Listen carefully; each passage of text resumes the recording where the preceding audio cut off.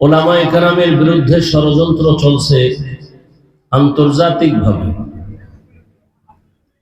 সেটা কি? উম্মতের অন্তরে আলেমদের প্রতি ঘৃণা জমায়ে দেওয়া। কারণ মানুষ যদি আলেমকে ঘৃণা করে তখন আর তার পেছনে নামাজ পড়বে না, তাদের বয়ান শুনবে না। টার্গেট হলো ইসলামকে ছোট করা। বাংলাদেশের জমিনে দাঁড়িয়ে কোন হিন্দু, কোন বৌদ্ধ, কোন ইহুদি, কোন খ্রিস্টান কখনোই বলে নাই সকালবেলার মুসলমানদের মক্তব বন্ধ করে দাও, কোনদিন বলে। কিন্তু এমন চক্রান্ত করেছে, অটোমেটিক সকালবেলার মক্তব বন্ধ হয়ে গেছে। কিসে চক্রান্ত? ফজরের আজান দিতে যখন মুয়াজ্জিন উঠেন, ঠিক সেই সময় আম্মাজান উঠেন তার সন্তানকে কেজিতে পাঠাবার জন্য। সেখানে বই ফ্রি, গাড়ি ফ্রি, টাকা ফ্রি, নাস্তা ফ্রি।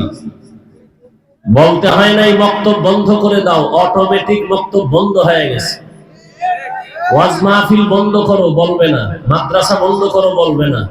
আলেমদের প্রতি ঘৃণা জমায়ে দাও, কারণ কিয়ামত পর্যন্ত আর নবী আসবেন না, সাহাবায়ে কেরাম আসবেন না, আইম্মায়ে কেরাম আসবেন না, বড় বড় আউলিয়ায়ে কেরাম আর আসবেন না।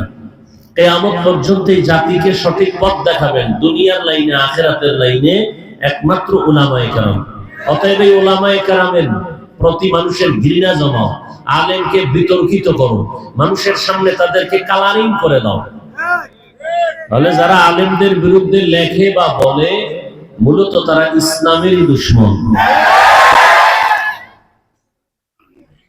আমার দেশের কিছু অন্ধ মানুষ বুঝে না, আবেগে লাফালাফি করে, পরিশেষে কিন্তু তার নিজের ক্ষতি নিজে করে। যেমন মোবাইল সবার আপন, কি এই মোবাইল আপন, কাছে নিছে, মা দূরে রাখবে, বাপ দূরে রাখবে, সব ছাড়বে মোবাইল।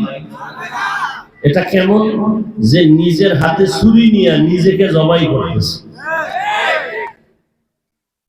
মোবাইলের দ্বারা উপকার যদি একটা হয়, ৯৯টা ক্ষতি তার পেছনে। এখানে অনেক বিচক্ষণ জ্ঞানী মানুষ, শিক্ষিত মানুষ, খুব খেয়াল করবেন। এই মোবাইল আপনার কিডনি, হার্ট, ব্রেন, চরিত্র, লেখাপড়া সবকিছু কেড়ে নিতে যাচ্ছে, খবর নেই আপনার। মোবাইলের কারণে চেহারার আলো নষ্ট, নূর নাই, কানের পাওয়ার কম, চোখের পাওয়ার কম, হার্ট দুর্বল, কিডনি দুর্বল, মেধা দুর্বল, চরিত্র তো নাই, ওই লেখাপড়া নাই। এই মোবাইলকে কেন্দ্র করে মায়ের সাথে বেয়াদবি, বাবার সাথে বেয়াদবি, শিক্ষকের সাথে বেয়াদবি, আলেমের সাথে বেয়াদবি। এই মোবাইলকে কেন্দ্র করে মা বাবার সাথে সন্তানের মাঝখানে দেয়াল, এই মোবাইল কেন্দ্র করে স্বামী আর স্ত্রীর মাঝখানে দেয়াল। এই মোবাইল কত তাজা তাজা প্রাণ কেড়ে নিয়েছে। এই মোবাইলের কারণে কত সন্তান মায়ের টাকা চুরি করে, বাবার টাকা চুরি করে, মা বাবা টাকা না দিলে বন্ধুর পকেট মারে, এরপরে না পারলে দোকান চুরি করে।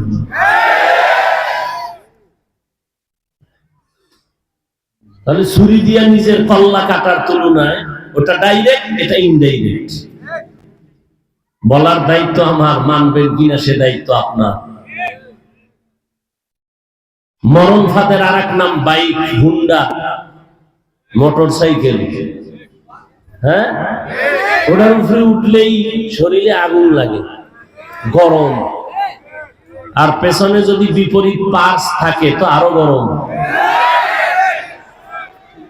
ধাপ করে গিয়া চাক্কার তলে। টেলিফোন আসছে, মা টেলিফোন ধরেছে, কে তুমি? বলে মোবাইলওয়ালার মা।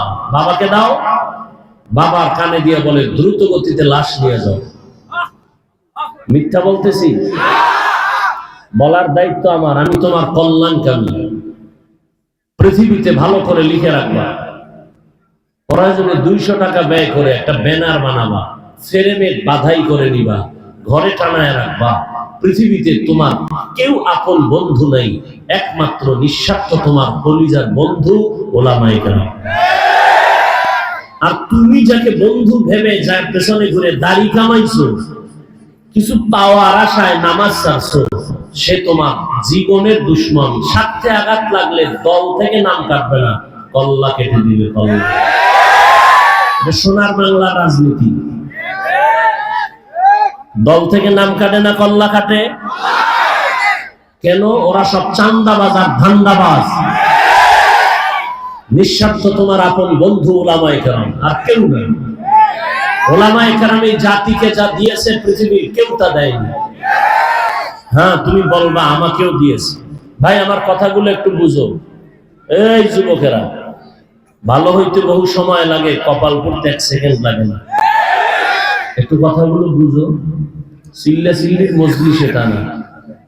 ওলামায়ে কেরাম ডাকবে, বাতিলের বিরুদ্ধে হুঙ্কার দিতে হবে, রিজার্ভ রাখো আওয়াজগুলো। শুধু শুধু কেন চিল্লাও?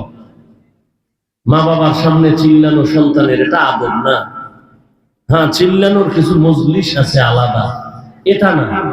এটা কিছু বুঝো, বুঝার কথা শুনো, কাজে লাগাও। কি বলি শুনো। আল্লাহ